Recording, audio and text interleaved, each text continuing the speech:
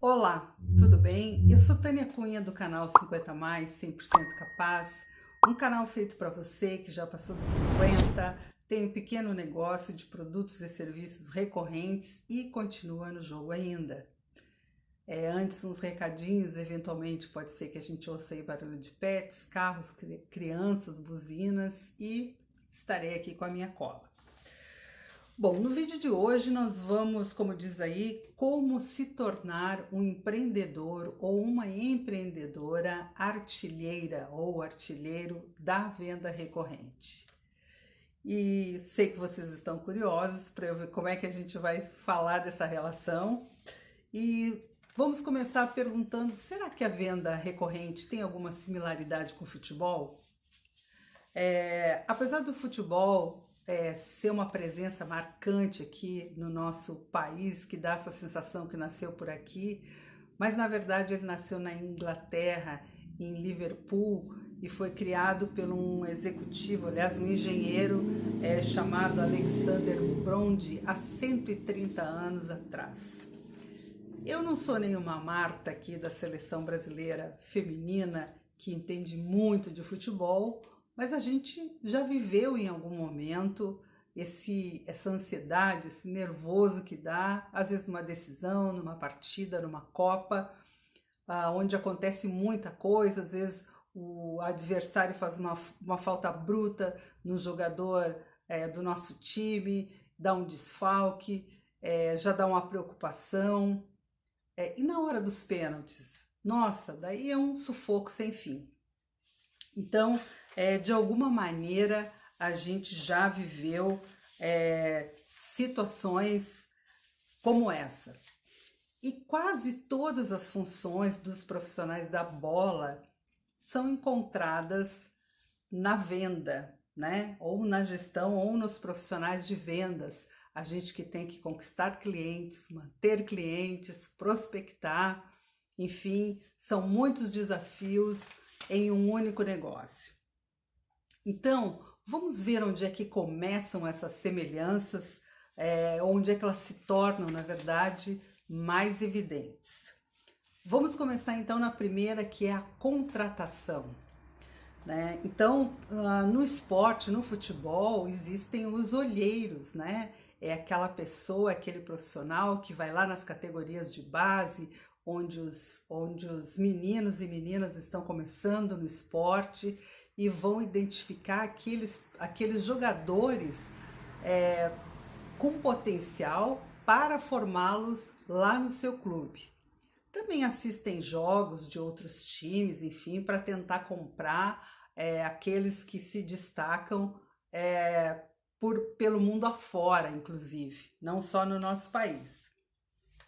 E nas empresas, como é que isso funciona? As empresas são os headhunters, os caçadores de talentos, né, que estão aí acompanhando o mercado, em sites especializados, uma série de lugares nas próprias empresas para buscar um profissional para fazer parte também do seu plantel lá, do seu elenco de profissionais de vendas. Infelizmente, às vezes as empresas, uma grande maioria, gostaria de encontrar esses profissionais já prontos no mercado. Enfim, que eles já pudessem sair funcionando e dando resultado. Isso às vezes dá trabalho, evidentemente, esses processos de treinamento, de adaptação. Então, são uma série de fatores que é super importante. E às vezes, por conta da pressão por resultados, as empresas colocam de forma acelerada esse profissional em campo, digamos assim. Então, isso ocasiona, inclusive, a saída. Às vezes, em pouco tempo, um profissional ele é dispensado ou ele toma a iniciativa de sair de uma determinada empresa e é atribuído a ele o desempenho ruim ou a falta de adaptação, enfim. E isso pode estar lá na contratação. Muitas das vezes é dito, né? Olha, você deve. O que eu devo, né, fazer? Qual é o ponto máximo aqui? Olha, você deve dar o seu melhor. né? Fazer o seu melhor. Tem alguma coisa de concreto aí no seu melhor? Evidentemente que não tem, é uma expressão, um jeito extremamente subjetivo. Então, não diz nada de concreto, e essa parte, que às vezes não é especificamente a parte técnica, ela fica, que é a parte mais estratégica do negócio, às vezes fica mais a desejar. E para completar, o tempo dedicado aos treinamentos é muito pouco, é muito pouco. E diferente do futebol, que tem um treinamento bastante sistemático, é um treinamento à vista, né? A torcida às vezes acompanha, o noticiário comunica os treinamentos nos times. Então, é uma parte muito importante, muito destacada no futebol, principalmente o treinamento técnico e o treinamento tático. O que seria um treinamento técnico? Técnico é tudo aquilo que existe um passo a passo, que existe uma demonstração de resultados, um jeito de fazer que a gente consegue repetir, inclusive. E o tático seria aquela parte estratégica do negócio e que a gente vai determinar, né, de forma mais exata, no detalhamento, o objetivo principal. E outra questão aqui que a gente talvez encontre alguma similaridade, a preparação na venda recorrente, como é que funciona? Por melhor que seja um vendedor, por mais talentoso, hábil que ele seja, ele vai precisar de treinamento. Ele vai precisar de treinamento, ele vai precisar de acompanhamento. Muitas vezes, e é bastante comum, alguns profissionais de tão bons, eles já saem rapidamente, conseguem fazer umas jogadas muito legais, já saem fazendo resultados muito bacanas, superando às vezes expectativas, mas isso é entendido equivocadamente pelas empresas, que aquele jogador, em função daqueles resultados, já está pronto, não precisa mais de acompanhamento. E é verdade, existem esses casos realmente, mas é algo que tem que ser bastante cuidado pelas empresas.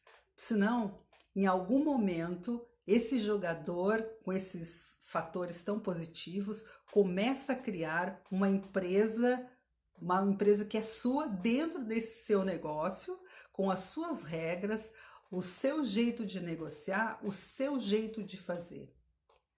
Já que ele não teve essa condução, então ele começa a fazer a própria empresa. Isso é muito legal, porque é uma demonstração de autonomia, mas tem o outro lado extremamente perigoso, porque você pode se surpreender de forma grandiosa e no sentido negativo. Daqui a pouco ele vai fazer uma negociação, ele vai se enrolar, algo pode acontecer de bastante grave nessa trajetória toda e pode ficar uma marca forte na sua empresa. Então, não é que esse profissional, muitas vezes, que ele não quer receber ajuda. Como ele já tem essa pré-aprovação, ele até fica constrangido, né? É imputado a ele um resultado tão superior e faz bem para o ego, ok? Mas isso, às vezes, na prática, realmente pode trazer bastante problemas. Então, acompanhar, de fato, até quem já é muito bom, é fundamental. E na escalação, gente, como é que funcionaria?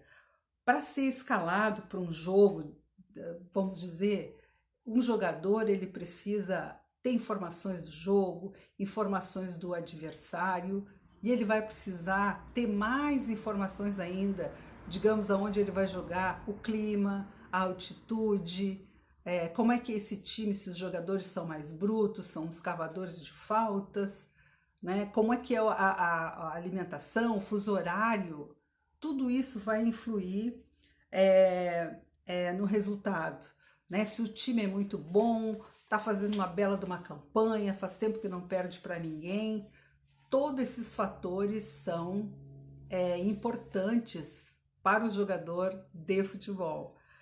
E nas empresas, como é que seria isso?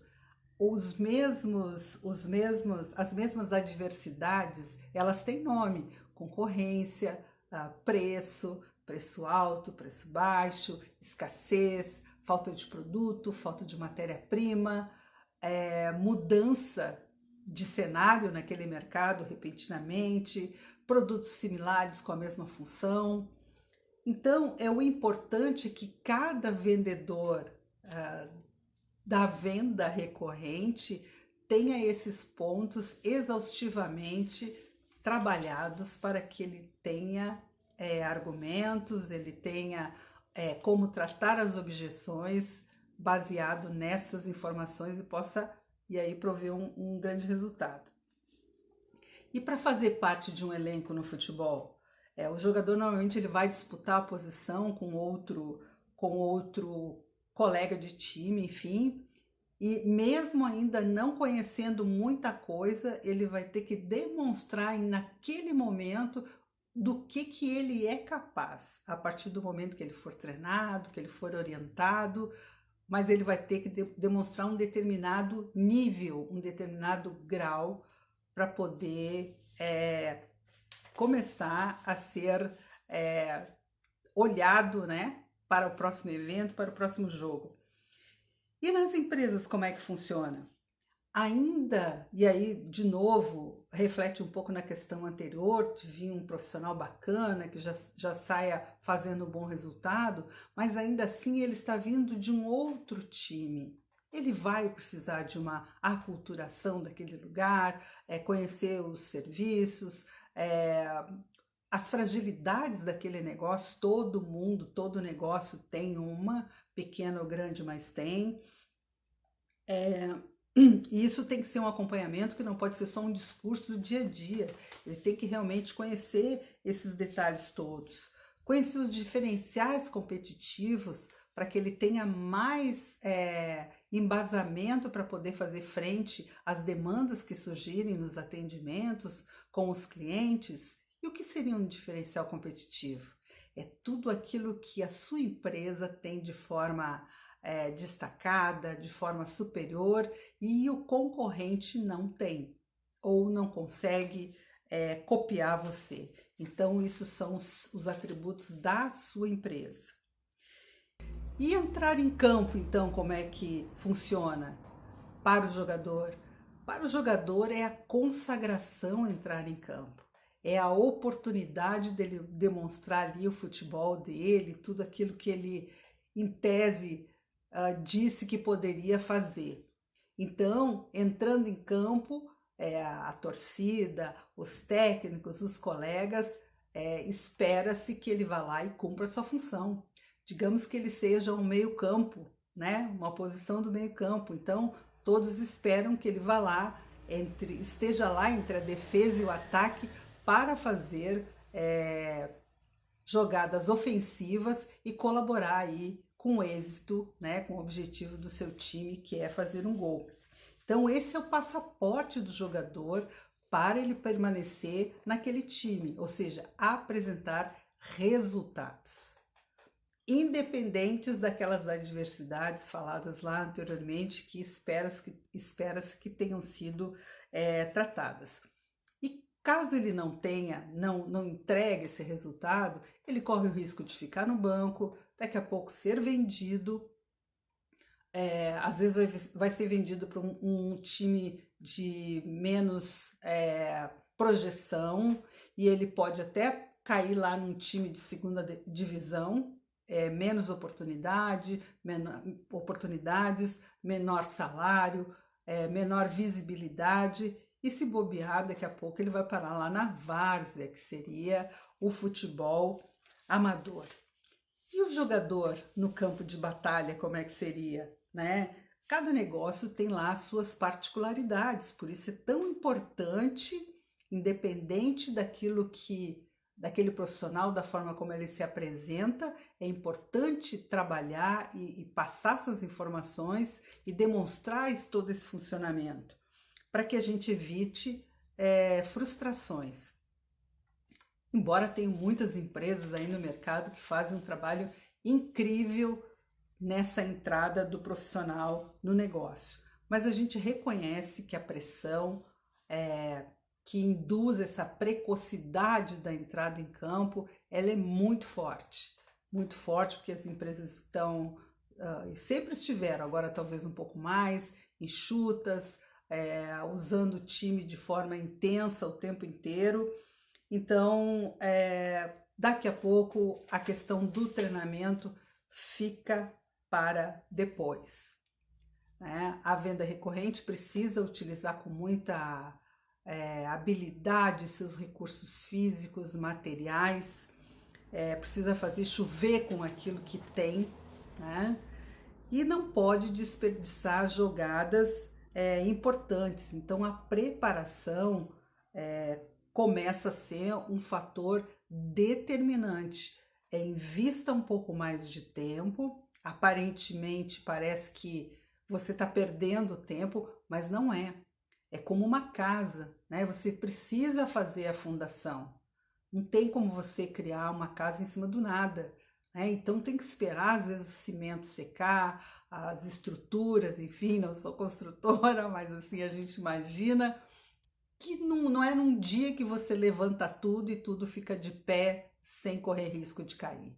Então, uma outra questão que é super importante nos pequenos negócios, que é necessário ficar atento, é o ciclo de vida dos seus produtos e serviços, né? Às vezes você tem um produto, né, que tá lá eternamente você vendendo aquele produto, uma época vende muito, daqui a pouco começa a parar de vender e você continua mantendo, ou um serviço e você continua mantendo e não para fazer uma análise dos seus clientes, por que eles não estão consumindo, por que antes vendia tanto e agora não está vendendo, por que aquele serviço saía muito e agora não está saindo.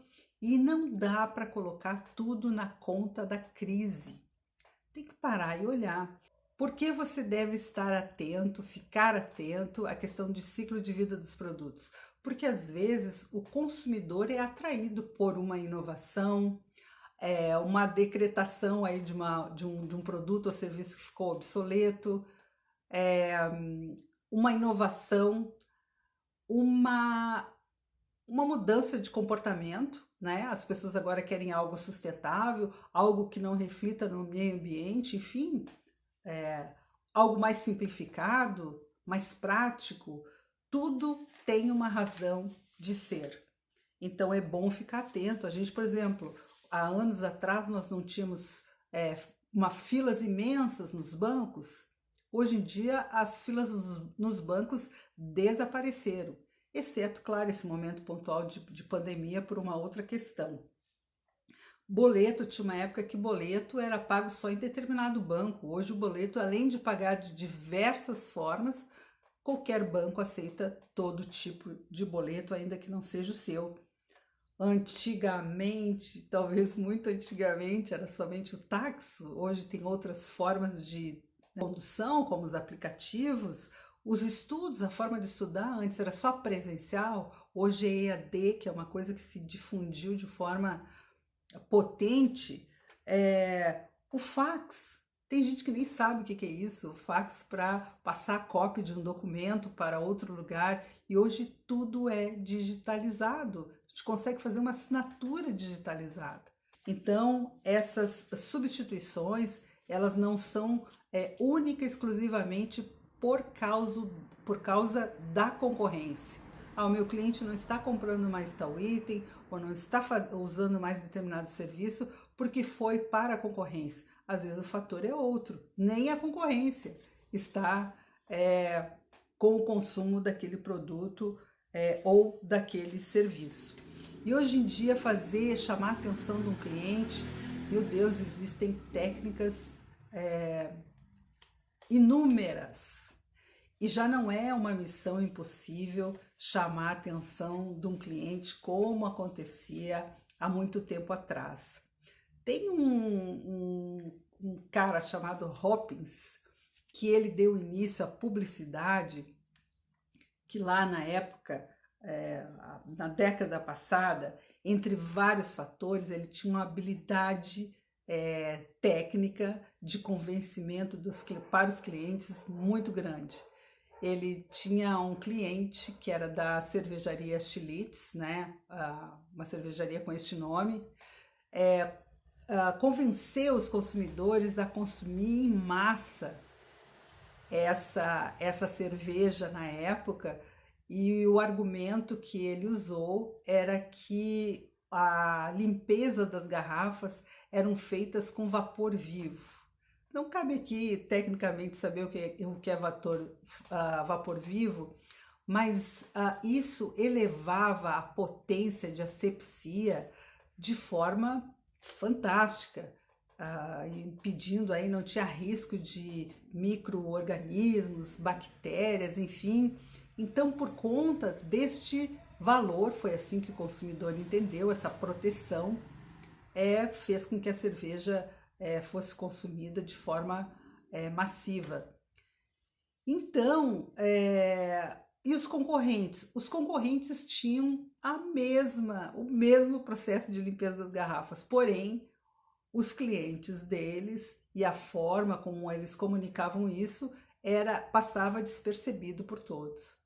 Com isso, ele demonstrou que é muito importante e que é possível cultivar e estimular hábitos de consumo.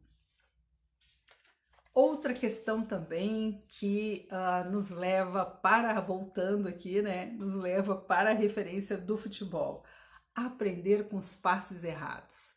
No futebol, quando o jogador erra um passe, que é comum, né, ou comete alguma infração, ou faz um deslocamento de bola de forma equivocada, isso é tratado depois nas famosas palestras com o seu técnico, né, o professor que eles chamam.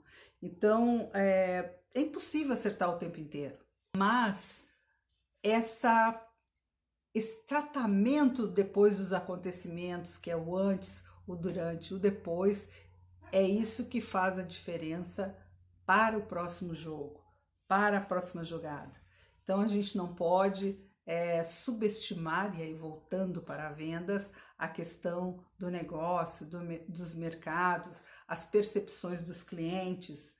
E aqui nós vamos representar o cliente com a bola, né? Então, a nossa bola cliente, todos querem levá-la, e é assim que acontece no futebol, todos querem levá-la para a mesma finalidade, ou para o gol do adversário, ou para mantê-la no seu lado do jogo, né? Ou proteger ainda, proteger o tempo inteiro para que ninguém pegue essa bola, porque se pegar, vai ficar mais difícil de buscar ela de volta, né?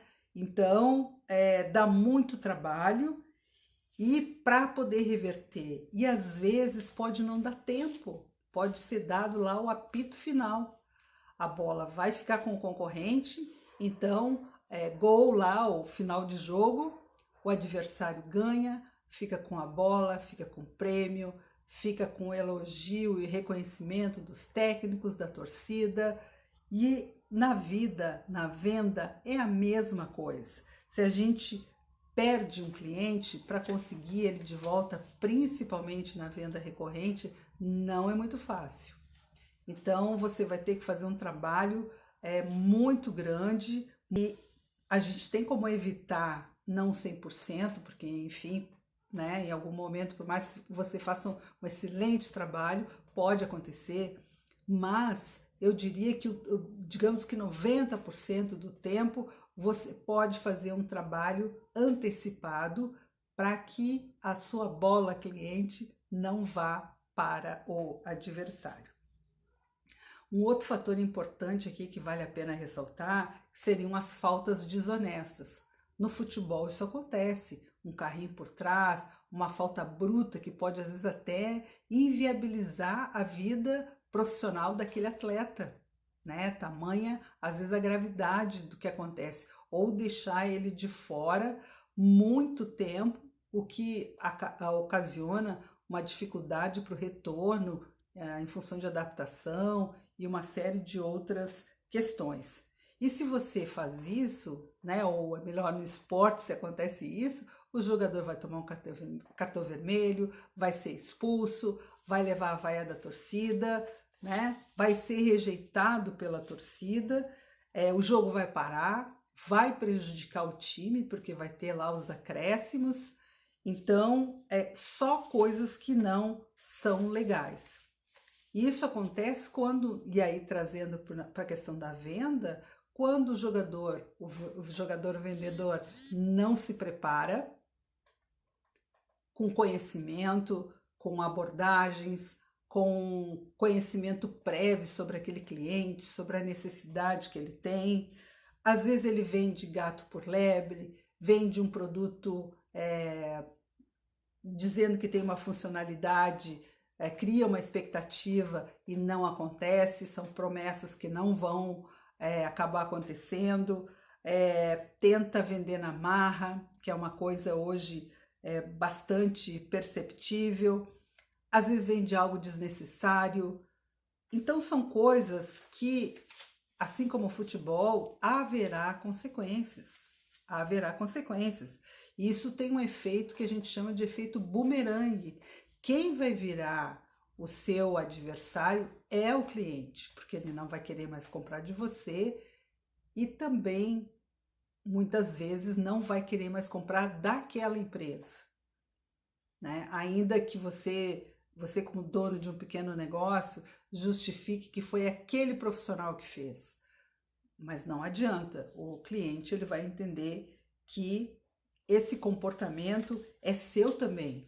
E às vezes são marcas difíceis de apagar, até porque os clientes estão super esclarecidos, estão super atentos e não caem mais às vezes nessas conversas fiadas. Uma outra questão que aí tem similaridade com o futebol é a repetição.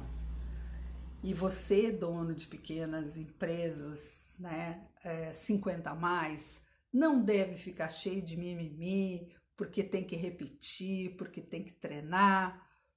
É muito difícil a gente sair dando certo nos nossos negócios, nas nossas ações. Principalmente se a gente é um pequeno negócio, os recursos são mínimos, as estruturas são limitadas e você tem que buscar o aprimoramento diário, passo a passo, né? Dia a dia. Então, a resiliência é super importante para poder estar revisando, vendo o que precisa melhorar, o que é necessário aprimorar. Vamos pegar aqui um fato fora da curva lá do futebol. O Rogério Ceni, que foi um goleiro do São Paulo por muito tempo, hoje ele é um treinador de times, mas ele foi um goleiro com um destaque que eu acredito que tenha sido o único. Foi o único jogador, o único goleiro a fazer gols com frequência em momentos importantes do futebol. Então, em 2005, lá no Mundial de Clubes, o São Paulo foi tricampeão muito por conta do elenco todo, evidente, mas com o diferencial que era o Rogério Ceni, que ele conseguiu fazer o gol lá, né? E isso deve com certeza ter ajudado, colaborado para esse tricampeonato.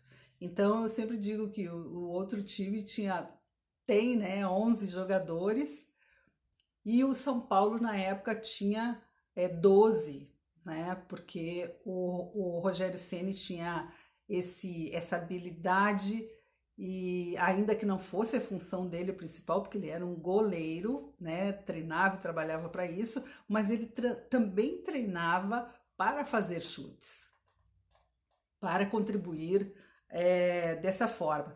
Então ele foi o único que eu saiba até então goleiro artilheiro, né? Porque conseguia aí desempenhar as duas funções. E você acha que isso era tipo, o vento batia e entrava lá no gol do adversário, os chutes do Rogério Ceni? Era sorte? Não, era treino, repetição. Ninguém encerra um futebol, um goleiro com 131 gols por acaso, sem querer, com questão de sorte. Treino. Evidente que em qualquer esporte tem uns que se destacam bem mais, mas eu digo que dá para todo mundo entregar aquilo que se propôs a fazer quando entrou para aquele negócio, para aquele time.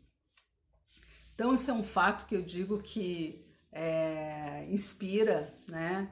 E, aliás, se a gente fosse ficar procurando, ou fosse ficar estudando, melhor dizendo, similaridades, encontraríamos muito mais peças na gestão, no treinamento, na venda em si.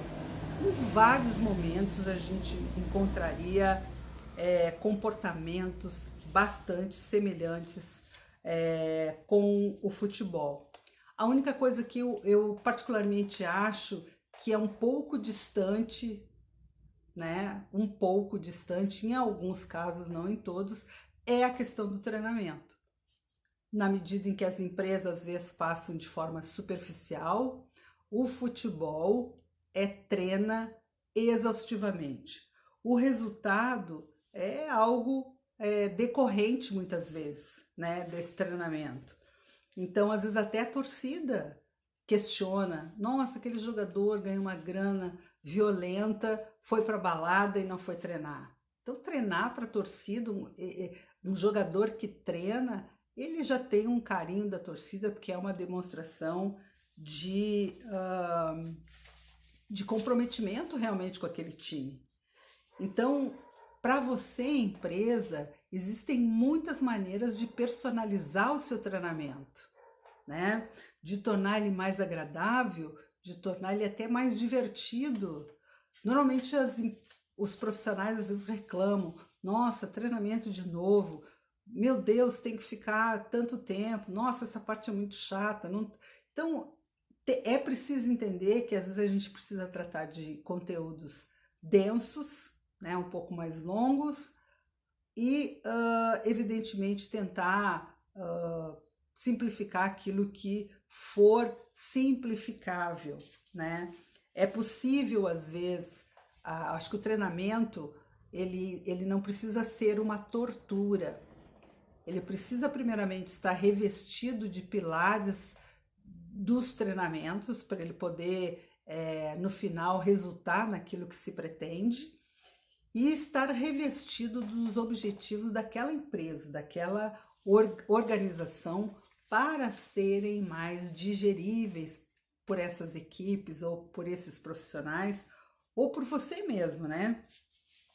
Infelizmente, tudo ficou mais rápido, essa necessidade de prover rapidamente o resultado, e isso pode atrapalhar um pouco. Mas, sem dúvida, o treinamento, se não no momento imediato, lá na frente ele vai fazer falta, né? Então, o esporte é uma fonte de inspiração para qualquer tipo de negócio e para qualquer tamanho. E para você, o que é que te inspira para conduzir essas questões que são dos pequenos negócios? E quando eu falo pequenos negócios, pode ser o negócio de uma pessoa só, de 2, de 10, de 100 pessoas. 100 pessoas, muitas vezes, é um pequeno negócio e que precisa ficar atento. Já que está em 100, já tem que ter um cuidado maior. Aliás, o cuidado tem que ser em todos os momentos, mas vai exigir uma organização prévia muito maior, para que as coisas não se acumulem, não tomem vulto, que não seja legal e seja aí uma surpresa para você.